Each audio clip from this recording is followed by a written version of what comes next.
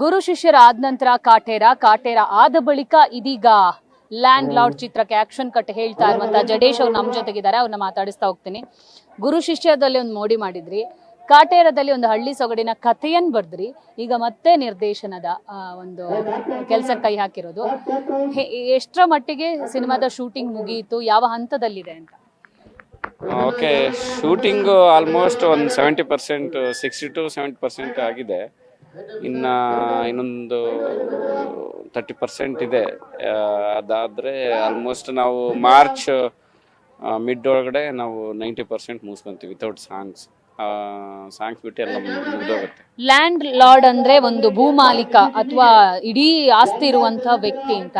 So Vijay sir ನಿಜವಾಗಿ ಎಷ್ಟು ಆಸ್ತಿಯನ್ನ ಹೊಂದಿದಂತ ನಾಯಕ ಈ ಸಿನಿಮಾದಲ್ಲಿ, ಅಥವಾ ಇದ್ದಂತ ವ್ಯಕ್ತಿಯನ್ನ ಹತ್ತಿಕ್ಕುವಂತ ಪ್ರಯತ್ನನ ಅಂತ?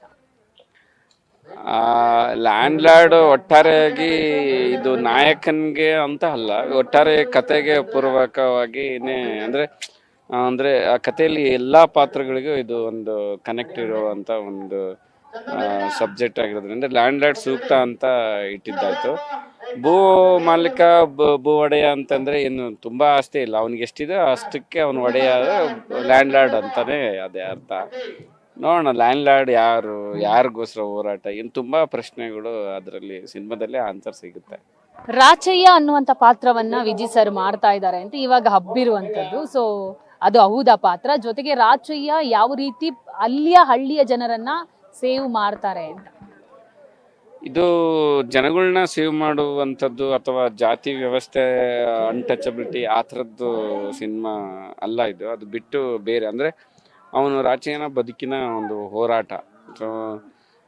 ಅವನು ಒಂದು ಈ ಆಳುವವರ ವಿರುದ್ಧ ಅವನು ಹೆಂಗೆ ಅಳಿದು ಉಳಿತಾನೆ, ಅವನ ಅಸ್ತಿತ್ವನ ಹೇಗೆ ಪಡ್ಕೊಳ್ತಾನೆ ಅನ್ನೋದು ಇದು ಒಂದು ಆಸ್ತಿ ಮತ್ತು ಅಸ್ತಿತ್ವದ ಹೋರಾಟ. ಇವಾಗ ನನಗೆ ಈ ಕ್ಯಾರೆಕ್ಟರ್ ತುಂಬ ಇನ್ಸ್ಪಿರೇಷನ್ ಅಂತ ಹೇಳ್ಬೋದು. ಅಂತಂದರೆ ಇವಾಗ ಕಾರಂತ ಅವರು ಬರೆದ ಸೋಮಂದ್ ಆಗಿರ್ಬೋದು, ಆಮೇಲೆ ಕುವೆಂಪು ಅವ್ರ ಗುತ್ತಿ ಆಗಿರ್ಬೋದು, ಆಮೇಲೆ ಡಿಸೋಜ ಅವ್ರದ ಚೌಡ, ಈ ಥರ ತುಂಬ ಪಾತ್ರಗಳು ಓದಿದಾಗ ಆ ಪಾತ್ರ ಥರನೇ ಇದು ಒಂದು ಸಿಮಿಲರ್ ಆಗಿ ಬರುತ್ತೆ. ಬಟ್ ಸಿನಿಮಾಟಿಕ್ ಆಗಿ ನಾನು ಹೇಗೆ ಇನ್ಸ್ಪಿರೇಷನ್ ಇಟ್ಕೊಂಡು ಮಾಡ್ಬೋದು ಅದನ್ನು ಮಾಡಿದ್ದೀನಿ. ಅಂದರೆ ಆವಾಗೆಲ್ಲ ಅವ್ರು ದೊಡ್ಡದಾಗಿ ಅದನ್ನ ಸೃಷ್ಟಿ ಮಾಡಿದ್ದಾರೆ, ಅದನ್ನ ಒಂದು ಸಣ್ಣದಾಗಿ ತಗೊಂಡು ಹೇಗೆ ನಾವು ಆ ಪಾತ್ರಗಳನ್ನ ಮಾಡ್ಬೇಕನ್ನೋದು ಒಂದು ಪ್ರಯತ್ನ, ಅದು ಸಿನಿಮಾಟಿಕ್ ಆಗಿ ನಾನು ಅಳವಡಿಸ್ಕೊಂಡು ಮಾಡ್ತಾ ಇದ್ದೀನಿ. ಈಗ ನಾಯಕನಿಗೆ ತಕ್ಕಂತೆ ನಾಯಕಿ ಇರಬೇಕು. ರಚಿತಾ ರಾಮ್ ಗೆಟಪ್ ಆಗಿರ್ಬೋದು, ಅವರು ಆ ಪಾತ್ರಕ್ಕೆ ತಮ್ಮ ಏಜನ್ನ ಜಾಸ್ತಿ ಮಾಡಿರೋ ರೀತಿ ಆಗಿರ್ಬೋದು, ಯಾವ ರೀತಿ ಅದು ತೆರೆ ಮೇಲೆ ಕಾಣಬಹುದು ಪ್ರೇಕ್ಷಕರಿಗೆ? ಆ್ಯಕ್ಚುಲಿ ಇದು ರಚಿತಾ ಮೇಡಮ್ ತುಂಬ ಚಾಲೆಂಜಿಂಗ್ ಆಗಿ ತಗೊಂಡ್ರು ಪಾತ್ರನ. ಅಂದರೆ ನಾನು ಬೇರೆ ಥರದ್ದು ಒಂದು, ಅಂದರೆ ಆ ನಿಟ್ಟಿನಲ್ಲಿ ಅವ್ರು ಇದ್ದರು, ತುಂಬ ಒಂದು ಚಾಲೆಂಜಿಂಗ್ ಪಾತ್ರ ಮಾಡ್ಬೇಕು ನಾನು ಅಂತ ಅವರಲ್ಲಿ ಇದ್ದರು. ಸೊ ಆ ಟೈಮಲ್ಲಿ ನಾನು ಈ ಥರದ ಒಂದು ಸಬ್ಜೆಕ್ಟ್ ಹೇಳೋದು ತುಂಬ ಖುಷಿಯಾಗಿಯೇ ಒಪ್ಕೊಂಡ್ರು. ನಾನು ಫಸ್ಟ್ ಟೈಮ್ ಒಂದು ಕ್ಯಾರೆಕ್ಟ್ರು ಮತ್ತು ಈ ಏಜ್ ಕ್ಯಾರೆಕ್ಟರ್ ಮಾಡ್ತಾ ಇದ್ದೀನಿ. ಸೊ ಅದರಲ್ಲಿ 2 ಶೇಡ್ಸ್ ಇದೆ, ಬಟ್ ಅವರು ಒಂದು ಮಗಳ ತಾಯಿಯಾಗಿ ಇದು ಮಾಡ್ತಾಯಿದ್ದಾರೆ. ಮತ್ತು ಆ ಹಳ್ಳಿ ಗೆಟಪ್ಪು, ಆ ಕಲ್ಟ್, ಸೊ ಸ್ವಲ್ಪ ಮಾಸ್ ಅವ್ರದ್ದಿರುತ್ತೆ. ಸೊ ಅವರು ಇಷ್ಟಪಟ್ಟು ಮುಂದೆ ಬಂದಿದ್ದಕ್ಕೆ ಇದು ಮಾಡಬೇಕಾಯ್ತು. ಯಾಕಂದರೆ ಅವ್ರು ಆಸಕ್ತಿ ತೋರಿಸಿಲ್ಲ ಅಂದರೆ ನಾವು ತುಂಬ ಆಸಕ್ತಿ ತೋರಿಸಿದ್ರು ಈ ಪಾತ್ರ ಮಾಡುವಾಗ. ಇವಾಗಲೂ ಅವರು ಬೇರೆ ಸಿನಿಮಾ ಮಾಡಿ ಬಂದಮೇಲೆ ಬೇರೆದೆಲ್ಲ ಒಂದು ಎನರ್ಜಿ ತೊಗೊಂಡ್ರೆ ನಿಮ್ಮದೇ ಒಂದು ದೊಡ್ಡ ಲೆವೆಲ್ ಎನರ್ಜಿ ತಗೊಳ್ತದಪ್ಪ. ಭಾಳ ಅಂದರೆ ಅದು ಲೈಫ್ ಸ್ಟೈಲ್ನ ಕಟ್ಟಿಕೊಡೋದೇ ತುಂಬ ಕಷ್ಟ. ಸೊ ಅವ್ರು ಅದನ್ನು ಅಷ್ಟು ಇಷ್ಟಪಟ್ಟು ಮಾಡ್ತಿದ್ದಾರೆ, ನನಗೆ ಅದೇ ಖುಷಿ. ಯಾಕಂದರೆ ವಿಜಯ್ ಸರ್ ಆಗಿರ್ಬೋದು, ಅವರು ಆಗಿರ್ಬೋದು, ರಿತನ್ಯ ಮತ್ತು ಬೇರೆ ಬೇರೆ ಪಾತ್ರದವರು ಆ ಪಾತ್ರಗಳನ್ನ ಅವರೇ ಇಷ್ಟಪಟ್ಟು ಮಾಡ್ತಿರೋದು ನನಗೆ ತುಂಬ ಈಸಿ ಮತ್ತು ನನಗೆ ಖುಷಿ ಕೂಡ ಇದೆ. ಅದು ಒಂದು ಕಡೆ ವಿಜಯ್ ಸರ್, ಇನ್ನೊಂದು ಕಡೆ ರಿತನ್ಯ, ಅಪ್ಪ ಮಗಳನ್ನ ಸಂಭಾಳಿಸೋದು ಎಷ್ಟು ಈಸಿ ಅಥವಾ ಕಷ್ಟನಾ? ಅದರಲ್ಲಿ ನನಗೆ ಫಸ್ಟು ನನಗೆ ವಿಜಯ್ ಸರ್ ಮಗಳು ಅನ್ನೋದು ಒಂದು ಕನ್ಸರ್ನ್ ಇತ್ತು. ಬಟ್ 1-2 ಸಾರಿ ವಿಜಯ್ ಸರ್ ನನಗೆ ಕರೆಸಿ ಕೆಲವನ್ನಲ್ಲಿ ಹೇಳಿದರು, ನೋಡಪ್ಪ ಅವಳು ನಾನು ಒಂದು ನಿನ್ನ ಗರಡಿಯಲ್ಲಿ ಬೆಳೀತಾ ಇರೋದು ನೀನು ಈ ಒಂದು ಶೂಟಿಂಗ್ ಅಂದರೆ ಹೇಗಿರುತ್ತೆ, ಅದರ ಶೂಟಿಂಗ್ ಅಂದರೆ ಹೇಗಿರುತ್ತೆ ಅದರದ್ದು ಒಂದು ಎಕ್ಸ್ಪೀರಿಯೆನ್ಸ್ ಅವಳಿಗೆ ಆಗಬೇಕು.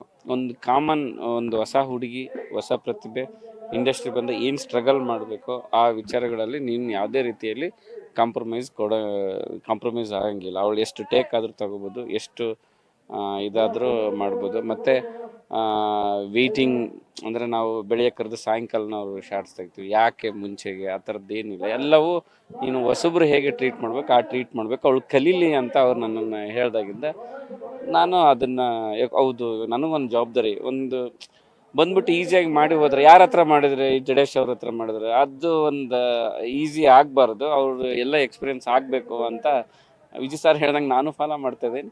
ಸೊ ರಿತೇನಿನ್ನು ಅದಕ್ಕೆ ಹೊಂದ್ಕೊಂಡು ಆರಾಮ್ಸಾಗಿ ಹೋಗ್ತಿದ್ದಾರೆ. ಅವ್ರಿಗೆ ಅದು ವಿಚಾರನೇ ಇಲ್ಲ.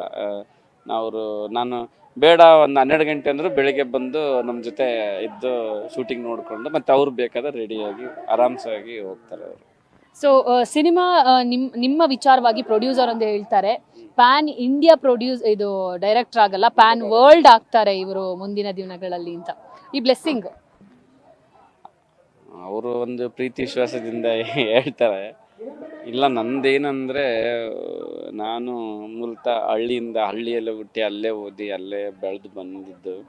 ಸೊ ಅದನ್ನೆಲ್ಲ ನೋಡಿ ಅದನ್ನು ಕಟ್ಟಿಕೊಡೋ ಒಂದು ಪ್ರಯತ್ನ ಅಷ್ಟೇ ಮಾಡ್ತಾ ಇದ್ದೀನಿ. ನನಗೆ ಪ್ಯಾನ್ ಇಂಡಿಯಾ ಅದ್ರದ್ದು ಯಾವುದೇ ವಿಚಾರಗಳು ನನಗೆ ಅಂದರೆ ಯೋಚನೆ ಇಲ್ಲ. ಅದನ್ನು ಕಟ್ಟಬೇಕು, ಅದನ್ನು ಮಾಡಬೇಕು, ಏನನ್ನ ಆಗಲಿ ಅನ್ನೋದು ಅಷ್ಟೇ ಬಿಟ್ಟರೆ ನನಗೇನಿಲ್ಲ. ಅವ್ರು ನನ್ನ ಪ್ರೀತಿ ವಿಶ್ವಾಸಕ್ಕೆ ಹೇಳ್ತಾರೆ, ನನ್ನ ಪ್ರಯತ್ನ ನಿರಂತರವಾಗಿ ಅದು ಇದ್ದೇ ಇರುತ್ತೆ.